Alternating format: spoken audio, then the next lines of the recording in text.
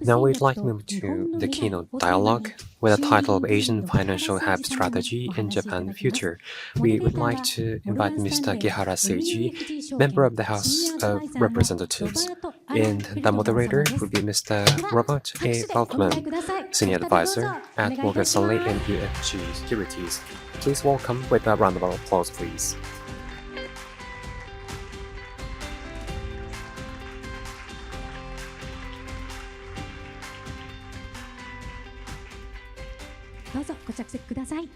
Please be seated. Please start.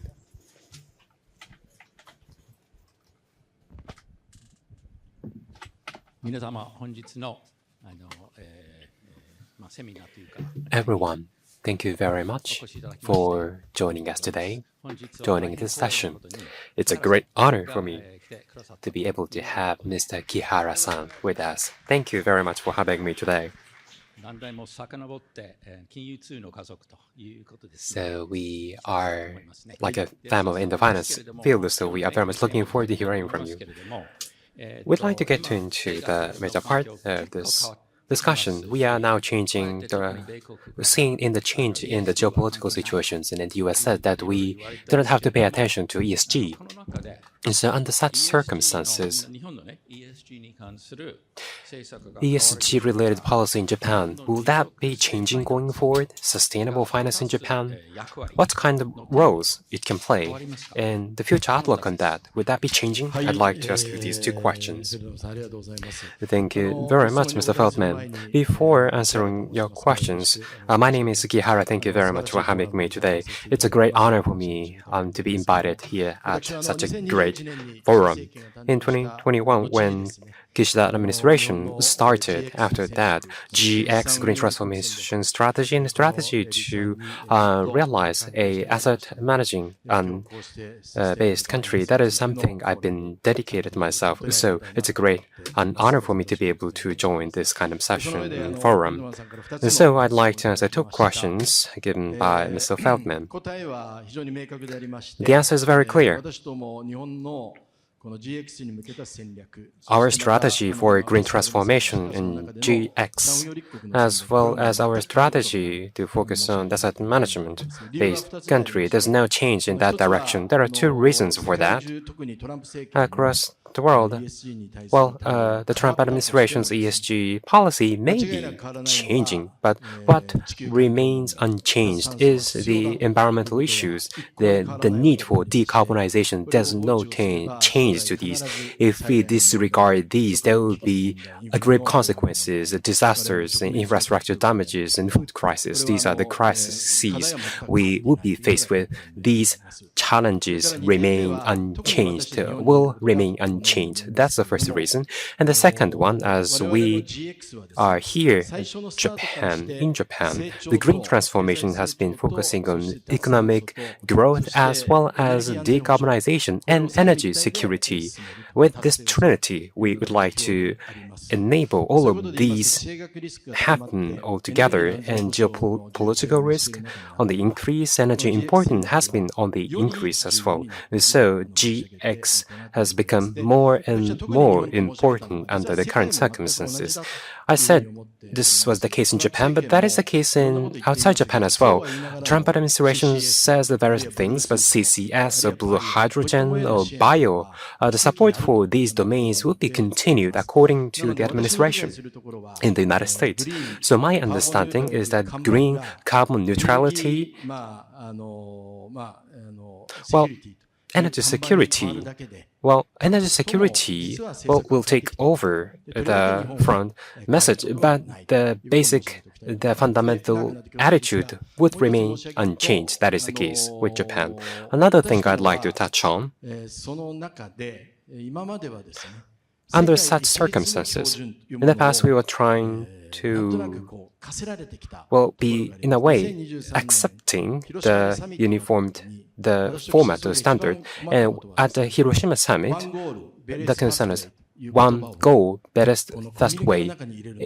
We struggle to incorporate that to the communique, transitional finance and transition. These terms G7 countries struggled and put a lot of effort to incorporate these terms into the communique. We were able to do so because we took presidency, but other G6 countries, well, they now say that there are various routes and paths achieving these goals. So from that perspective, transitional finance and sustainable finance, these are something we can further accelerate in the next step. So these are answers to your first and second question.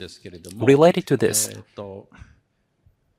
本当にESG などを実行するにはかなり to execute ESG initiatives, we need a lot of money. And who will pay the money? In the past, the financial institutions thought a lot about risk and need to go through a lot of financial regulations and capital regulations. But you need to allocate a lot of money for these initiatives. Well, perhaps, we cannot pay money because we have capital requirements or regulations. We cannot make use of a balance sheet. Then the companies who are free from regulations will be doing somewhat strange things. How we can prevent that kind of situations? Well, one answer to that problem. Well, two answers to that problem. That is something we have. The first one is the public-private partnership. In the past, we let the market handle various things. That's our past approach. But in new capitalism approach, and the public needs to take a step forward. So that is the basic stance. So GX, more than 100 trillion yen investment, we decided that. And the major part is 20 trillion a GX transition bond. So that is the first leap coming from the public sector. So public-private partnership is one of the important keys in terms of financing and spending money. And we need to adhere to this attitude. And another one, the asset management-based the nation establishment. And you touched on the traditional financial institutions, and we need to facilitate the shift from deposit savings to investment. That is something we need to further strengthen, and we'd like to secure the flow of money into these initiatives.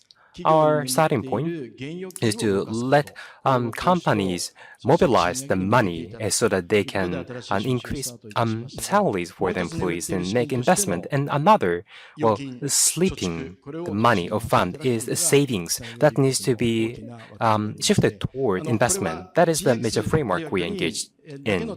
This is not just about GX, but it's also DX, bio, other domains as well. But at any rate, we need to make good use of these funds and money. That's one of the important things we need to conduct. You've touched on power as well. As we see the spread of artificial intelligence, then power demand would further increasing going forward. In METI's long-term plan stipulates that the power demand will increase, not decrease going forward. But the increase, to me, it was not that significant as I had expected. In the United States, there's power tariff increase, 7% increase year over year because of data centers increasing demand for power coming from that. But when Japan makes good use of AI and achieving 2% GDP growth coming from that technology, when that happens, from the ESG perspective, we need to focus on power and how we can generate power, in what manner, and in what manner, how should I say this? So, secure money for executing the power generation. Already, as the audience may already knows, we have a 7th strategic energy plan and the GX 2024. We decided them together. simultaneously. Seventh strategic energy plan's major feature is, Mr. Feldman mentioned, power demand is to increase. That was contrary to the assumptions of the sixth strategic energy plan. But seventh strategic energy plan reversed that forecast. And as you mentioned, seventh strategic energy plan projections are correct or not.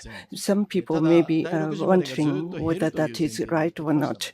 But our assumption before that was to see the decrease in power demand. But with this reversal, it was rather difficult from the policy standpoint of view to decide on that. Maybe there is a slight risk of upshooting the forecast in the seventh strategic energy plan. If we are serious on the DX and the embracing the generative AI, maybe we could avoid that. But accordingly, how to secure the energy, that is our urgent challenges. And the seventh strategic energy plan and the assumptions for 2024, 50% renewable energy and nuclear power 20%. That is one of the baselines. Accordingly, so to more directly responding to this question, most important point is the recommissioning of the nuclear power plant and our current energy supply. The role of the nuclear power plant remains at 8%, but if we build a new power plant, this project will require tens of years. So we need to recommission the existing power plant, and to decide on building a new power plant, we need to decide on that urgently so that we could secure the necessary power. And based on that, 50% renewable energy, how to secure that? That is also some area we have to really think hard. Well, given what we just heard, the nuclear power and the wind and the solar and the geothermal, what would be the weight? You have to really consider that with the cost of each means, and with the technology innovation, cost might reduce, and you have to take that into account. And regarding nuclear power, just one unit of the nuclear power plant, and how much it can replace the coal-fired power plant, and how much CO2 can be reduced. On an actual basis, 200 tons. Then, according to the target set by METI, by 2031 to 2035, 5 years, 33 million tons to be reduced annually, every year. Then 15 units of the reactors must be rebuilt. But that is impossible. That is okay for existing nuclear power unit reactor. It's okay, but that is only 20% of the total requirement. So wind, geothermal power. What would be the pace of increasing those means of power generation? What do you think? Well,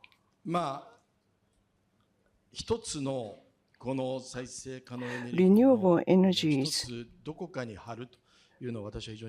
I think it is very difficult to identify just one point. So it is very important to secure diverse sources of energy, such as solar and offshore wind as well, and also geothermal. As you know, because of the regulatory issues and environmental regulation issues, that is challenging, but including geothermal, we need to secure diverse options. That is very important. And when we do that, innovation is very important, and including perovskite, not a conventional solar, but how to develop a new solar. And based upon that, let me further make a comment. We are only talking about from the supply side of the power, but we have to also look at the efficiency of the demand side, as well as productivity of the demand side. Therefore, starting from this year end to the beginning of next year, already we have a framework, but METI is advocating the region for GX, strategic GX. The key for that is starting from the cost of power generation, of cost to transmission and the distribution, or to bringing the data centers with optical wires, which is lower cost. And clearly, installing the optical cable is cheaper. But for consumer side or demand side, we need to enhance the energy efficiency by achieving both. By 2031 to 2035, the target of the METI can be achieved by exploring these two means.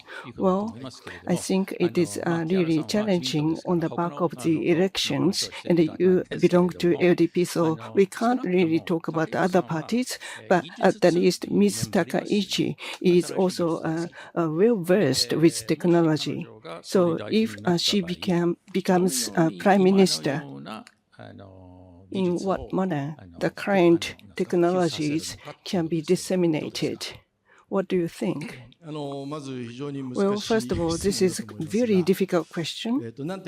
I'd like to mention several points.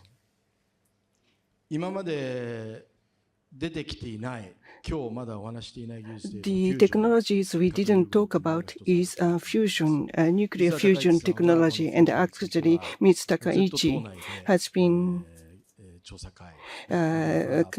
engaged with this technology in LDP, leading the discussions in various councils, and fusion technology will continue to attract investment. So that is also the first point I'd like to mention, the new technology, how to really mobilize the innovation. That is also the point we have to think. Another thing, GS strategy on the investment, and we set the 150 trillion yen investment, and we set the investment strategy for different areas and domains. Every year, we update the plan and make investment. So out of 150 trillion yen, which is likely to win? So that is something we need to identify and make further investment. That will be of increasing importance going forward. So as mentioned, we cannot target just one technology. However, we'd like to maintain several options, but well, as time passes, we need to identify which technologies will be more promising, and that's we need to make targeted investment. I think this is the right balance we need to strike. Thank you. This may be somewhat noisy question, but there's the industry structure in various industries. And when we read some academic books, when new technology comes in, well, based on conventional technology, the companies based on conventional technology are opposed to new technologies. I think it's a matter of course, but technology as being evolving, the sustainability industry as a whole, not only power industry, but what kind of incentives to be given in that industry? GX 2040 project vision newly incorporates fairness and equality. So companies or industries going under, and to such companies, industries, we need to offer, well, we need to offer some framework. We need to propose some framework that would not harm them. That is something, a new element incorporated into the strategy or vision. That is something we'd like to execute in a proper manner. And what's your question again? So, as industry is changing, the industrial structure may be preventing the new technology. So, okay, on that point, starting next year, GX, well, the emissions trading system would start. Japan ETS would start. next year. For example, R&D expenses and capex that may be brought forward in some of the industries, and to such industries we offer larger free emissions quota. That is something we'd like to incorporate. And also, when there's some leakage, then we can give the larger quota for emissions. We'd like to let them stay within the country. So we would like to enable transformation of industries in a positive manner. So companies and industry trying to go outside the box, we'd like to give due incentives for them to do so. That is something we'd like to conduct going forward. And earlier, we've talked about the industrial zones and districts and the renewable energy or new technologies. When companies make a decision to adopt these things, so identify the highly likelihood, then we would like to offer subsidies to these companies. With these incentives, we'd like to facilitate the smooth transition. Thank you. Now I'd like to turn to Asia. Asia zero emission. On this,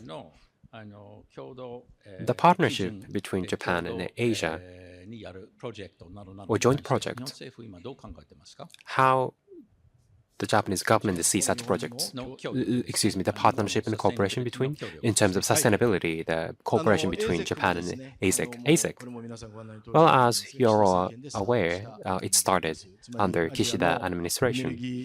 So energy transformation of Asia needs to be supported by Japan. That is what this framework is all about.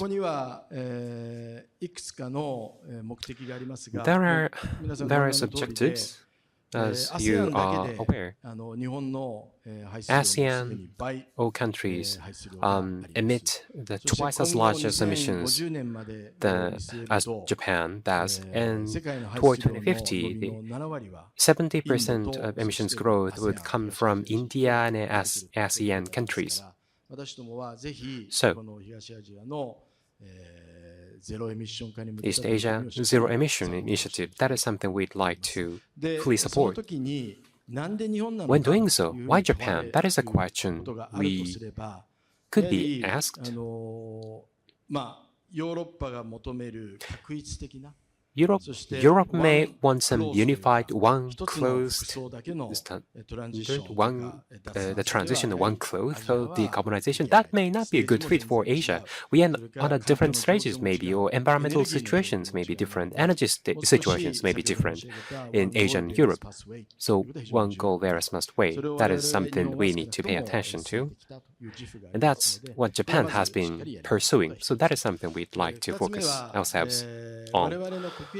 Another thing, we'd like to think about our national benefits, and Japanese companies are in Eastern Asian countries most. So, to Japanese companies or to Japan, East Asia energy transition and transformation needs to be fully supported by Japan, and that's a very meaningful thing.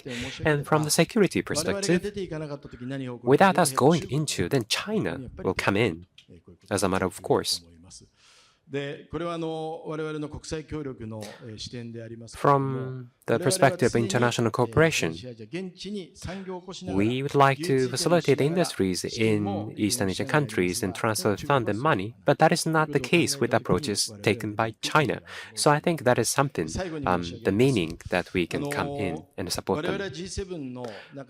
Lastly, we are the only country, Asian country, among G7 countries. So countries emitting a lot of GHGs may be emerging countries, but in terms of rulemaking, that may be swayed by G7 countries or advanced countries. So, as we are the only Asian country in G7, we need to convey and feed in the approaches and ideas of ASEAN countries and Eastern Asian countries in a way we'd like to bridge G7 and other Asian countries. That is something we'd like to continue. So as we are running out of time, I'd like to move to the next item. You touched on food security earlier, and Asia is well versed in rice food culture, and due to the reduction acreage policy, the production of rice has been on the decrease. We need to think about what to do. Sustainability of food. Policies securing food security in Japan or in Asian countries. There are a lot of methane gas coming from the rice paddy field. Of course, Japan has a great technology and technique. How you can make use of that for Japan as well as other Asian countries. And at the moment, the agricultural law or regulatory framework or the math, how we can update and renovate these schemes so that we can make agriculture more sustainable in terms of food supply and food security going forward. 30 seconds. Very difficult question. Well, I'm not an agricultural expert, so I have to really careful what I say. But as the overarching assumption that I'd like to share with you is that under Kishida administration, a new capitalism was introduced, and the ideas based on that is globalization is over. That is the economic policy based on that. And then what will happen after the end of the globalization? Nothing can be determined by the market alone, so we need a public-private partnership.